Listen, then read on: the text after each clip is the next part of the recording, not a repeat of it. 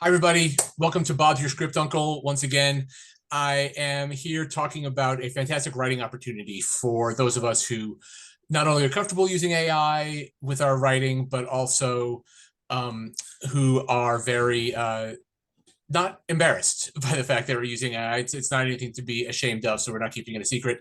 Laura, why don't you introduce yourself and your magazine? My name is Laura Crenshaw. I am the CEO of Mythulu and the editor-in-chief of Mythulu magazine.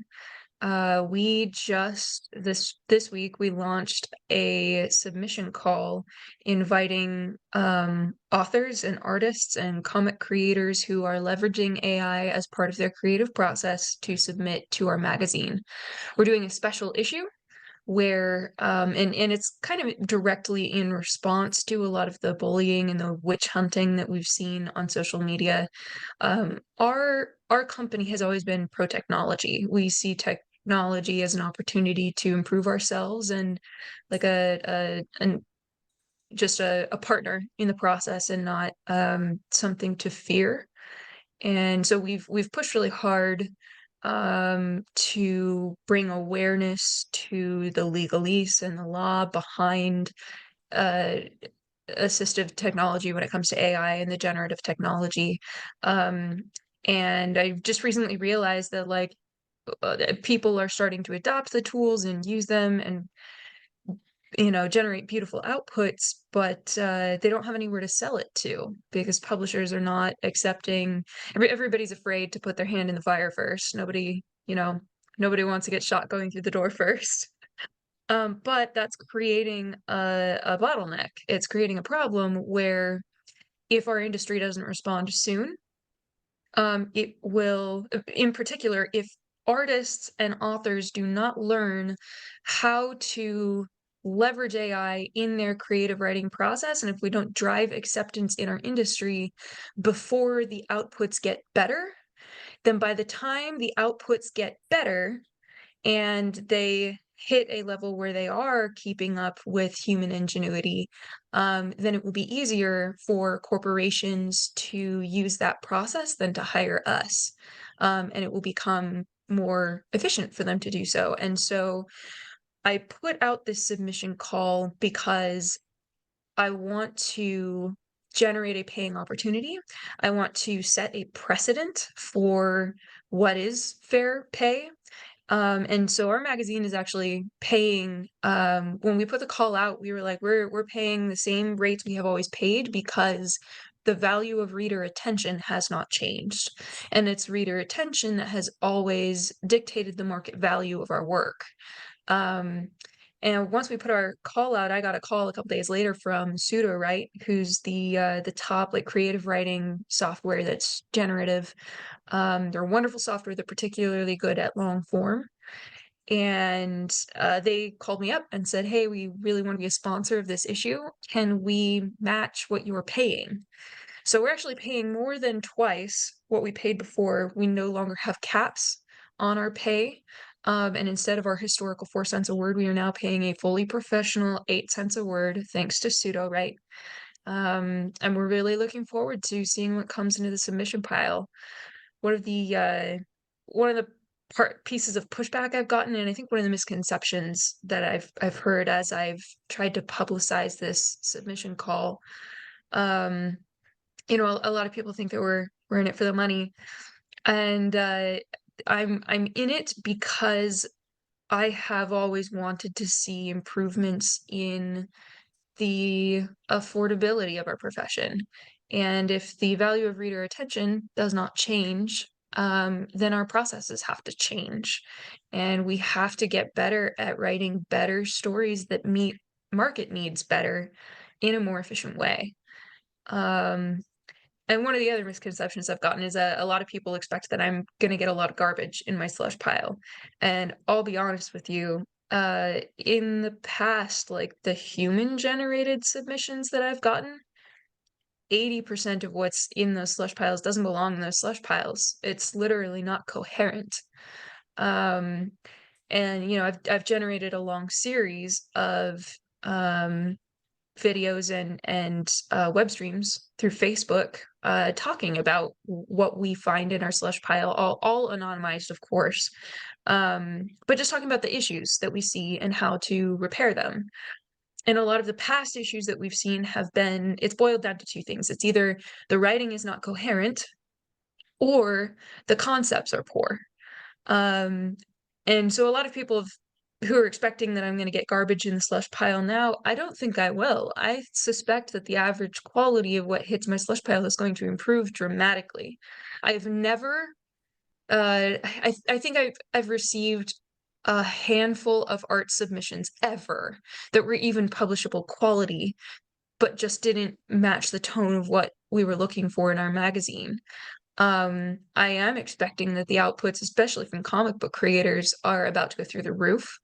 Um, and there's a batch of writers who have interesting creative ideas and creative concepts, but struggle with the final refining of stringing sentences together. That's something that for whatever reason they struggle with. And so I'm expecting that the average quality of what's in our slush pile is going to improve pretty significantly. None of this AI submission call is going to fix if somebody has a poor concept. That's, I can't save you from a poor concept if you gave the machine a bad prompt. Um, and the skill of knowing what to include and what to exclude is still going to be extremely important for people who are refining the outputs of an AI. But I'm really excited to see what people bring to us, and I'm really excited to champion with this landmark publication. As far as I know, we're the first publisher to like embrace and publicly transparently endorse the use of AI as part of the process. So sorry, that was a long ramble, but that's what I'm working on. Yeah, I mean, that's great. And you did hit on a few things that I did want to sort of come back to. You use terms like the bullying and the witch hunting Hmm. that you see. I use probably an equally sort of uh, impregnated with controversy term. I use propaganda. I think that it's sort of propaganda opposed to these tools. You also use the words assistive technology, and I tend to use writing, AI tools or so on. Hmm. Um, Saying the same things, I think, but using sort of different terminology. But one thing I really liked about, in general, the call is that it seems to be a great way to sort of revitalize the traditional publishing industry. Um, Yeah. where I one thing that I have been advocating for wholeheartedly with regards to ChatGPT, pseudo write, Midjourney, like all of them, is how it makes the creation of art or the telling of stories accessible to those who maybe it was not available to before. The Hmm. example I give is, why would I like, it's a shame that it happened now, because I would have loved to have seen what what Stephen Hawking could have created artistically if he had the ability to prompt and have it created, since his body failed him in the ability to paint or create art. He could have done it Hmm. now. Um, there are people who don't have the ability to, or the money or access to traditional tools to make films, but everyone saw that Sora footage and Hmm. was like, what is this going to be in 6 months time? So on the human level, people who didn't have access now do. And I love the notion that you're sort of revitalizing the traditional publication industry. I mean, I'm of a certain age where buying a magazine was or a comic book, buying a comic book even was like my week is set now. I have something I can read, and it was an event. Um, Yeah. so I guess what I'm saying is, were you motivated by like this charitable notion? Like, what is it that makes you decide to be the one who gets the first one shot coming through the door? Um, Um, well, I am an entrepreneur. I have a degree in business entrepreneurship. And one of the principles of a solid business is that it needs to solve a real problem and it needs to meet a real need. Um, I have known a lot of people and a lot of business people who see the corporate wheel as an opportunity to, rob people blind. I come from a very different background. I have lived on food stamps before. I have experienced food insecurity. I have I've lived on couches before and benefited from the charity of other people. So when I look at building a robust business, I'm wanting to repair I am wanting to repair the publishing industry. I am very passionate about stories. I'm passionate about what readers are experiencing on the back end. Um, and I enjoy the puzzle problem solving component of business, but a truly great business and a stable business meets a great need and solves a big problem and then treats their customers and stakeholders well at all levels. So, one of the reasons why I wanted to be first out the door, first to face the crowd when I realized there was a need for that was because I trust myself to remain a compassionate business owner through this whole process. When I started Mythulu 6 years ago, we started this business with the goal of repairing the publishing industry. Our mission is literally to stabilize and expand the storytelling industries. And when I look at the processes that we're facing, it's not just the creation process that needs repair. The actual sourcing process in the publishing industry is 50 years behind the times. They're operating on all manual procedures that desperately need, good technology and better infrastructure. It takes 20 years on average from the day that somebody decides they want to be an author to the day they publish their first book.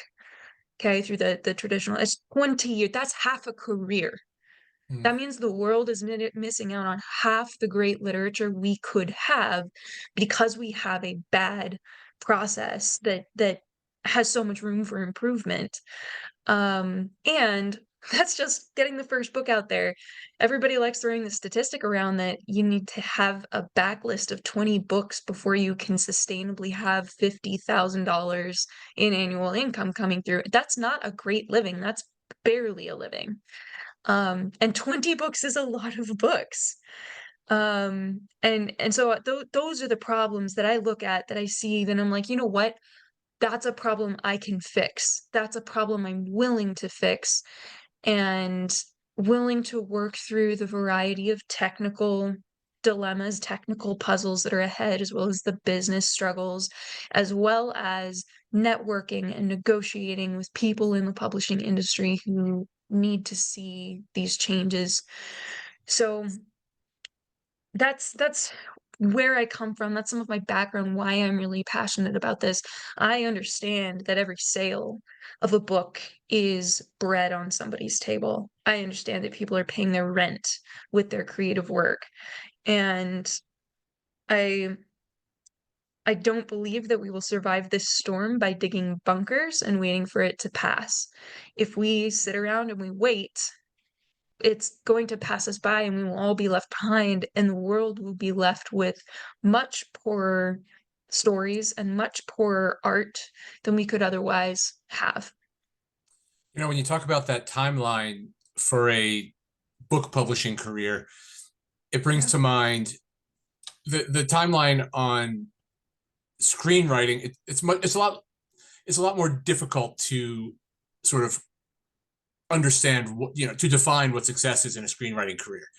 I mean, if you define it Okay. on whether or not a movie gets made, as we talk on the day after the Oscars, it's it's the dream that everybody has. But in reality, lots of people make a living by just rewriting other people's work, or by writing and writing and writing Mm, without actually anything getting produced, because so much of getting something produced is out of the writer's control. Um, so a lot of what I try to advocate for is for writers to think about where they're where they're going to be living, when they are going to be living. It's we can't look to the past to see what's going to be successful in the future, because if I sell a Yeah, screenplay today, the movie will not be made for 2 years. So it needs to be about what is the world going to be like in the next 2 years, that's and fast compared to publishing. that is certainly fast compared to publishing. And but it needs to be like, but in the next, and that's if I sell one today, and that's the best case Yeah, scenario. Um, but with some of these tools, we can make our own stuff. You can make a short and so on. So you can take a little bit of that control back. But the reality is that the way that things used to be in publishing as well as in filmmaking and so on is not the way things are today. I mean, and this is not something that's going to happen. It is happening. You are evidence that it's happening right now. So I guess the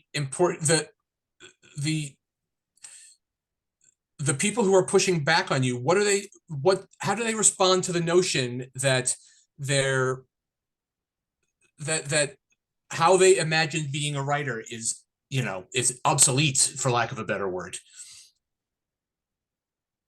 I see a mixture of responses. Some people are mourning. Some people are very angry, to the point of not being articulate about what they're upset about.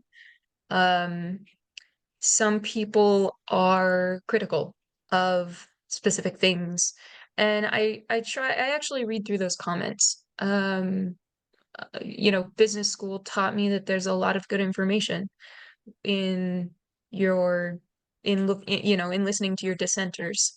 And it's actually through some of the criticism we received in those dissent that we decided to remove the pay cap on our creative stories that we historically had.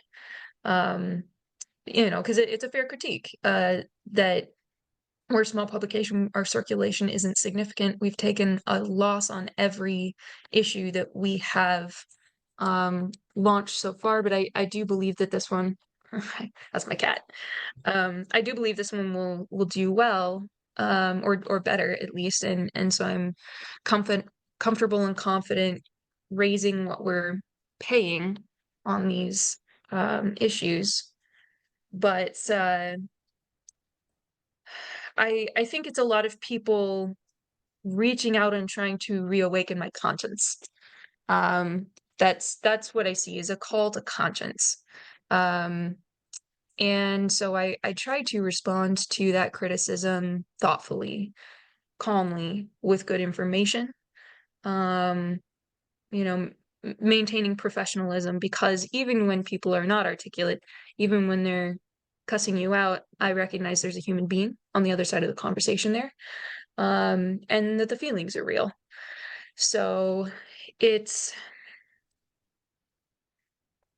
one of the reasons why I'm excited to launch this submission call now is I see a lot of people who are being very loud against AI.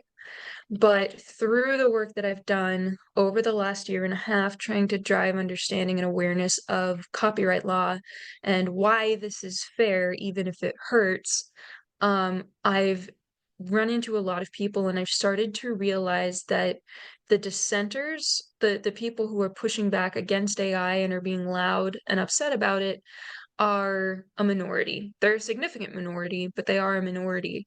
There's a much larger group of people who are waiting. They're curious to see which way the ball is going to fall.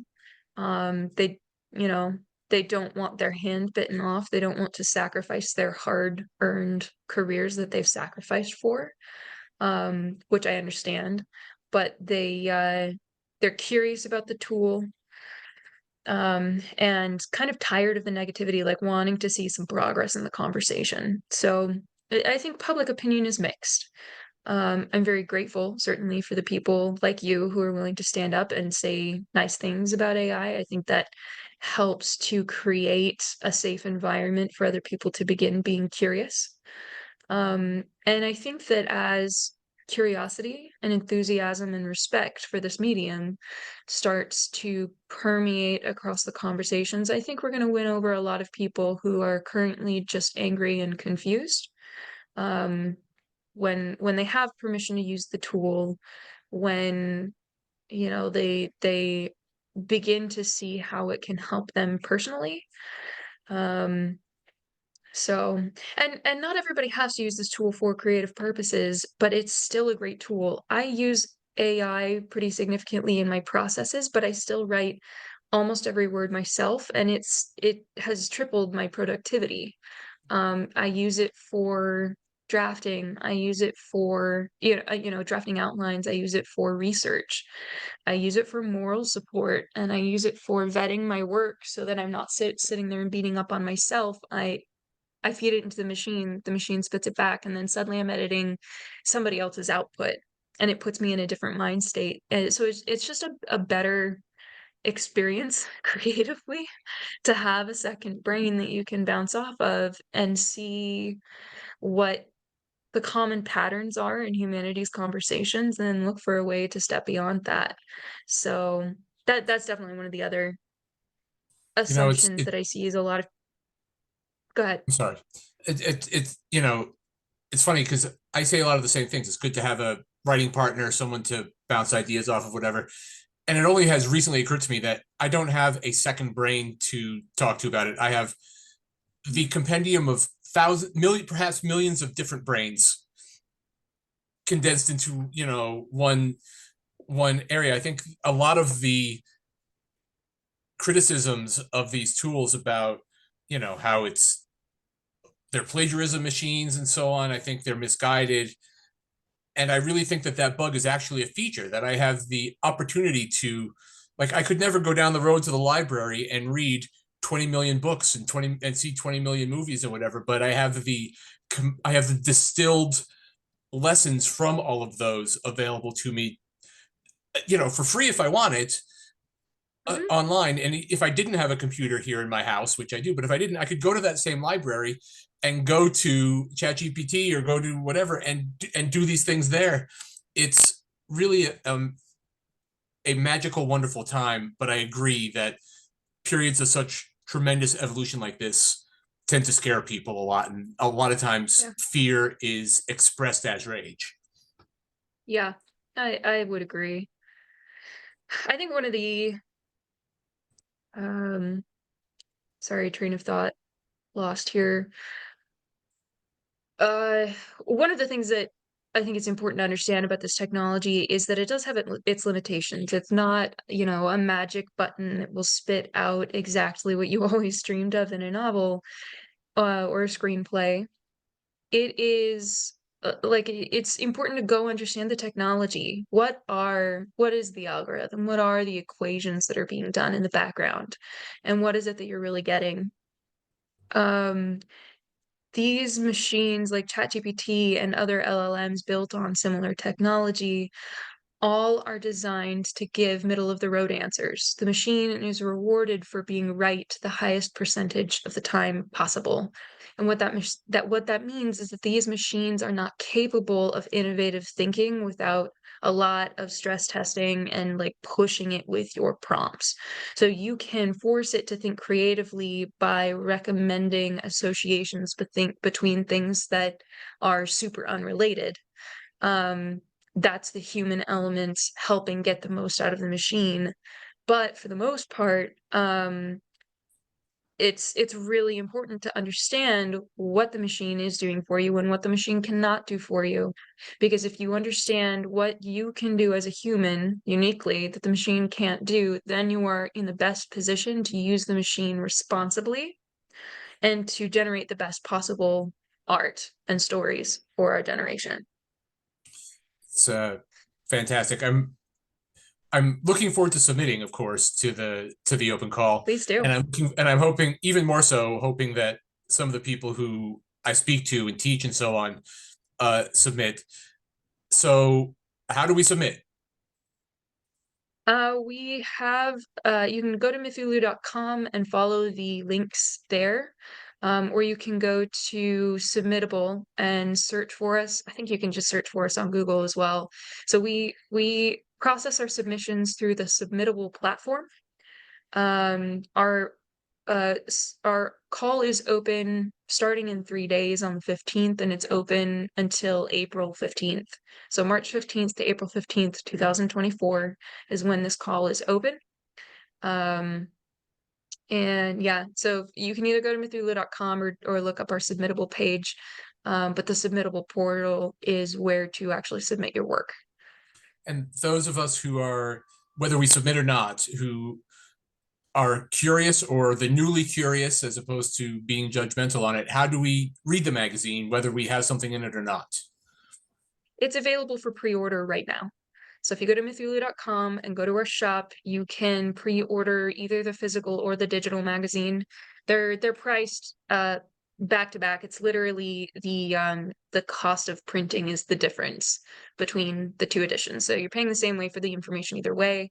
Shipping on the magazines is free if you're in the United States. I'm looking to see if there's a way that I can arrange for free shipping distribution in Europe as well. I don't have that lined up yet, but I'm working to see if I can get there quickly. I have a friend who's good at distribution, so I'm gonna ask her. But yeah, please pre-order on our website, mythulu.com. That would be tremendously helpful and a great way to support this project. Fantastic. What's the cat's name? Moji. Boji. Moji-chan, come say hi to everybody. Thank you for being part of it, Boji. Yeah, Hello, little Moji's one. our Oh, little you adventure kitty. beautiful. Every time I teach a course on Zoom, I say if we see the pet, we have to stop everything and get introduced to the pet. It's a highlight of the world in which we live that we get those extra special glimpses that we might not get in the classroom. Anyway, thank you for being here. Thank you for finding the time. I will get this out tomorrow. So starting today, the 13th to the 15th, you can prepare your writers and then submit something starting on the 15th. Laura, you said there's also a limit to how many submissions you can accept as well. Yeah, we're shooting for a 10,000 limit on our submissions. We will have a human being read every issue or every submission that comes through our portal. It's true that we're working on a slush pile prioritization engine, but for this issue in particular, we think it's important that a human is reviewing the outputs. So we have a team, a slush reader team, a vast one that we are building. And if anyone that watches this video is interested in pitching in and contributing on the production side, please reach out to me, Laura@mythulu.com. I am looking for more slush readers to help get through that pile. Great. Laura, thank you again. I look forward to it. And hopefully we'll be talking again when you are at the top of a giant pile of money from all your success. I hope that we can walk out of this with a giant pile of support. That's my goal. Yeah, fantastic. Thank you again.